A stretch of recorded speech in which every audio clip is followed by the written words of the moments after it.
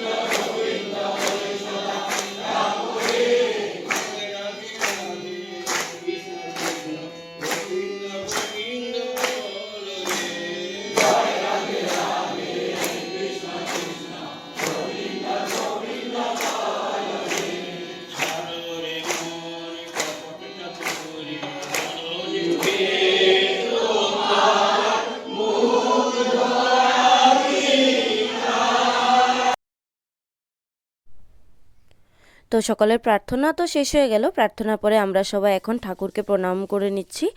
ঠাকুরকে প্রণামী দিয়ে ঠাকুর প্রণাম শেষ করলাম।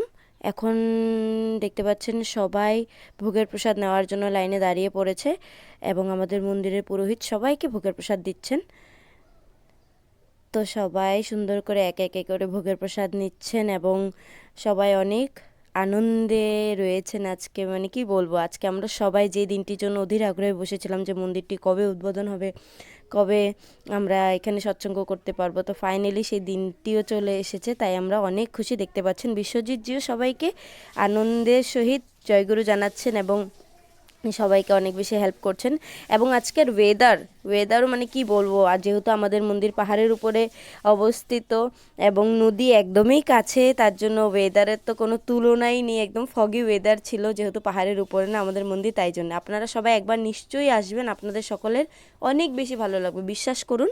এবং দেখতে পাচ্ছিলেন এখানে সবাই গুরু ভাইরা মিলে সবাইকে প্রসাদ দিচ্ছেন। তো এটি হলো আমাদের মন্দিরের ওয়াশরুম, যেটা নতুন করে বানানো হয়েছে এবং খুব বড় করে বানানো হয়েছে। ও হলো ভূমিতা, জয়গুরু জানাচ্ছেন সবাইকে। তো দেখতে পাচ্ছেন এদিকে এটা হলো বাইরের দিকে সেটা, এবং হলটা বহুত ভালো, অনেক বড় করে বানানো হয়েছে, মানে যখন সৎসঙ্গ হবে যাতে কারো কোনো অসুবিধা না হয়, সবাই অনেক আনন্দে বসে উপভোগ করতে পারে। এবং এটি হলো এদিকে যাচ্ছে হলো আমাদের ভান্ডারা কক্ষ, যেখানে ভান্ডারা হলে এখানে প্রসাদ তৈরি করা হবে। দেখতে পাচ্ছেন অলরেডি শুরু হয়েই গেছে। আজকে বিকালে একটি স্পেশাল সৎসঙ্গের আয়োজন করা হয়েছে, সেটির জন্য অলরেডি সমস্ত কিছু সবজি টবজি কাটা হচ্ছে শুরু হয়ে গেছে। ভাজা করছেন ওনারা। দেখতে পাচ্ছেন ফুলকপি আলু রেডি হয়ে গেছে, বিকালে বোঝা যাবে কি বানানো হবে। যাই হোক, তো অনেক আনন্দ করলাম। সকাল ভাগটা তো অনেক ভালো করেই হলো। আমিও প্রসাদ নিয়ে নিলাম। কোথাও যাবেন না কিন্তু আপনারা, বিকালের সৎসঙ্গের কিছু ভিডিওস আছে, দেখে যাবেন।